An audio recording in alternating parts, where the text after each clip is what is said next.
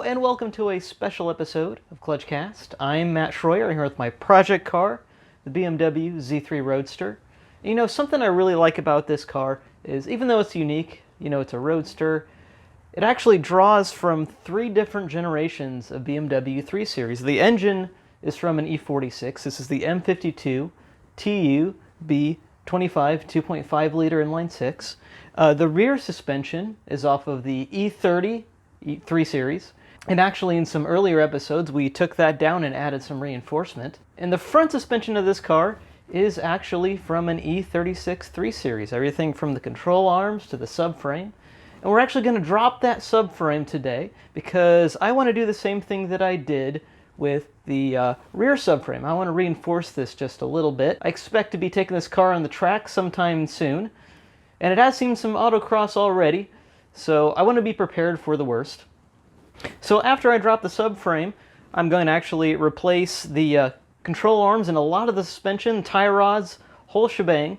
Get a lot of new rubber up in front because a lot of this is 20 years old, at least. As you see, I've already got an engine support bar in place. It's a transverse engine support bar. More on that later. The process basically is going to be drop the subframe, refresh the suspension parts, and put it back in place. So without further ado, let's get on with the show. Alright, so first thing you see here is this transverse engine support bar. This is manufactured by OEM, sold by Jegs, but I actually bought it through Amazon. You know, if you go on Amazon, you'll see probably 100 different engine support bars that look exactly like this. It's a very common design. I'm pretty sure they come out of the same factory in China probably. But I wanted to pick this transverse support bar for one very simple reason. The subframe is going to be dropped from the bottom, and when that happens, the front of the engine will have no more support. Fortunately, BMW has placed a support loop here, and you can use this to support the entire front of the engine. There's one in the back, but it's very hard to get to, and it's really kind of unnecessary if you're just removing the front subframe, which I'm doing here. You will notice some modifications I've made here. This threaded bar with the hook down at the end, that came with the kit with another very similar hook. But this solution right here, I had to fabricate this myself. And basically, the reason why is because this hook is designed to drop way down into the recess of the engine bay for engines that have a really low support pickup points. And as you can see, that's not the case with the BMW M52 TU here. What I had to do is basically construct a standoff, and this is a piece of pipe called a nipple, and you can get that from most any hardware store. You can see some dimensions on that. It's a Southland part, 3/4 inch by 3.5 inch are the dimensions right there. And these screw into some 3/4 inch, I don't know what you call these, but these are basically faucet parts for outdoor faucets or spigots, whatever you want to call it. But the fact is they're very heavy, right? So this should supply plenty of support. Remember, we're just doing the front of the engine. We're not removing the supports at the rear. We're not disconnecting it from the transmission. So I'm hoping this will be okay. I have seen some people go with the more traditional engine support bars that aren't transverse, that don't have this post going to the front. But every time I see them trying to install that on this car, inevitably the engine support has to work its way all the way up to the front here. And then it kind of lists at an angle. And there's some bracketry that's at work to actually secure that. And some people say, I've heard said, that once the engine is loaded onto that bar, that nothing will actually cause it to shift.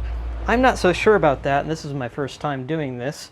So I thought the transverse bar was a much better solution because I don't have to shift this all the way forward. I can just rely on this bar right here to apply some of the force down here.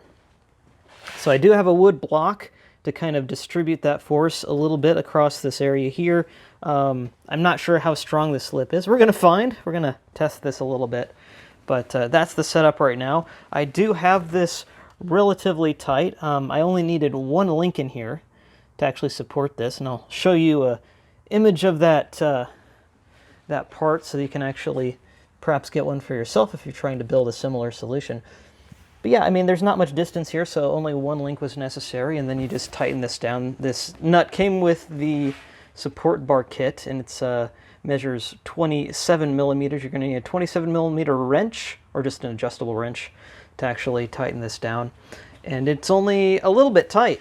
It's I wanted to make sure there's no slack in this, so inevitably the support gives way on the bottom, that there'll still be something, so that won't drop very much once that subframe is gone from the bottom. So the next step of the process, now that we have the engine supported some, is to actually take care of the nuts attaching the engine to its bushings here. This is a 13 millimeter nut. I already loosened it a bit, but you're going to want to take those completely off. Got one over here as well. This one was much harder to get to. You can see my aftermarket headers there, but there's only a slight space to get way down there in the recesses to actually access that nut. And you're going to have to be really careful, because if you don't have your socket on that nut exactly, you do risk stripping this, and that would not be a very good situation. So make sure that before you try to untorque this bolt and break it free, that you have that socket on there nice and firm. All right, you're going to have to use some extensions, use some ingenuity, and some penetrant oil, which I use Croil. But all those things together should enable you to go ahead and break that loose and take that nut off, which is my very next step.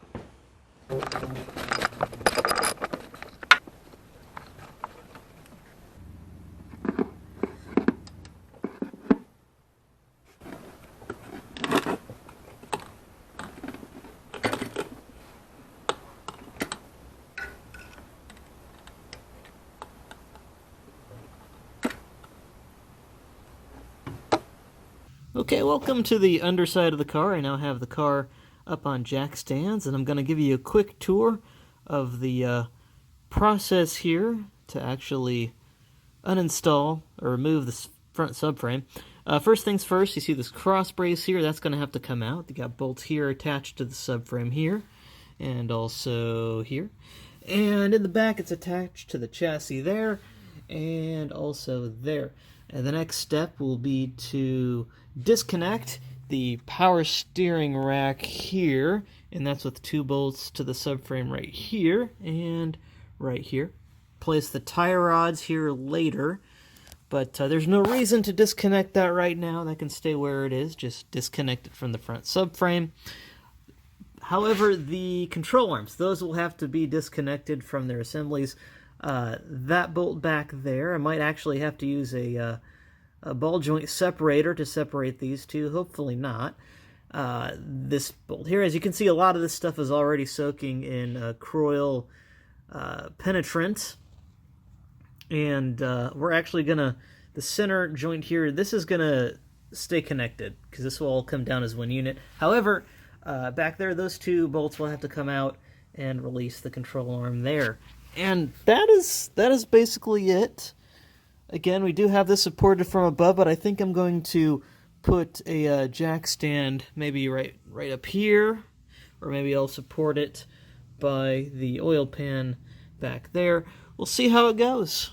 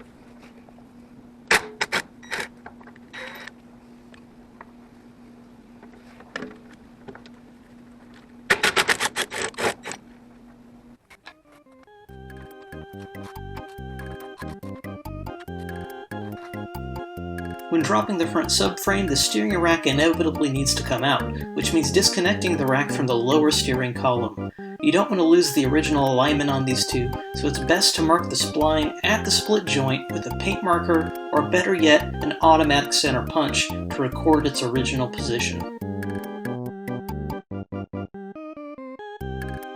Also, it's necessary to drain the power steering system as much as possible by removing both banjo bolts on the steering rack.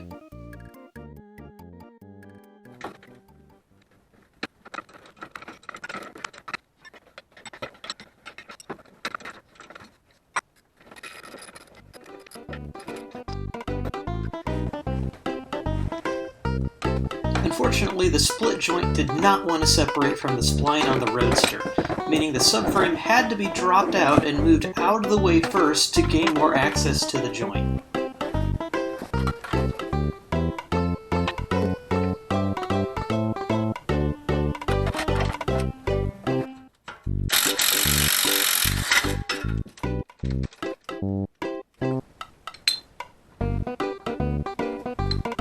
The right tool for the job makes all the difference. In this case, I rented a ball joint separator from AutoZone. You pay for the tool and keep it as long as needed, and get a refund when you return it. This tool also proved very useful later on.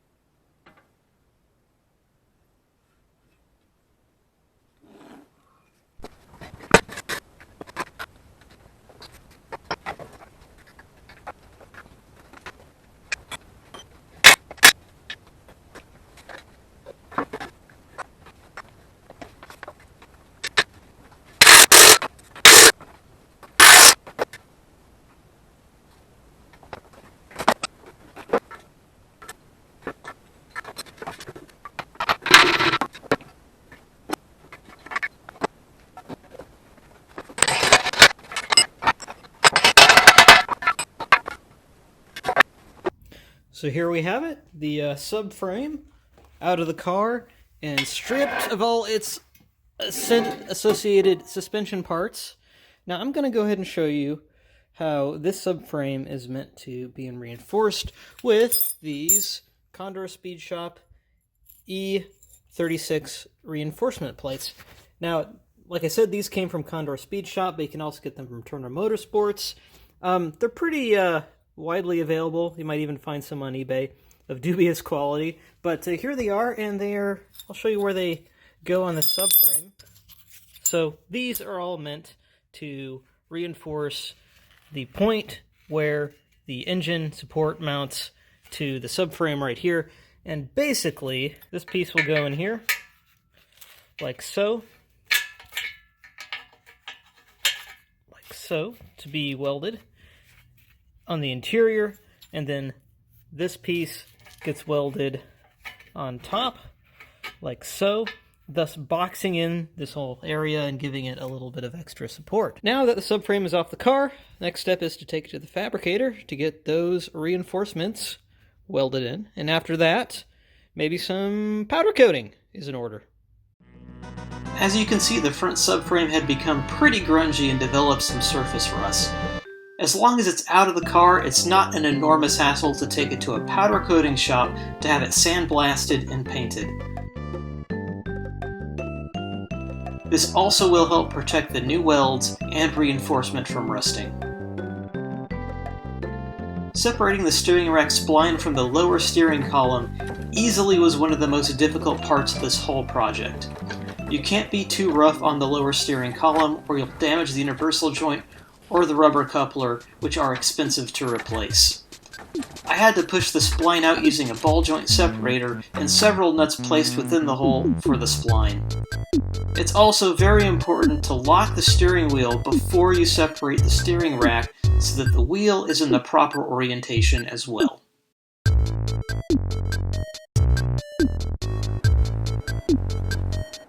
With the steering rack removed from the car, it's pretty easy to disassemble.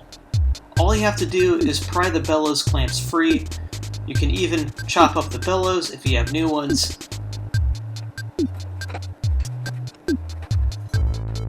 It's actually best to loosen the tie rods while the steering rack is still installed, but if it's already off the car, you might need to lock the rack in a vise to get proper leverage. You can use the same 32mm wrench you use to loosen the fan clutch here on the tie rod.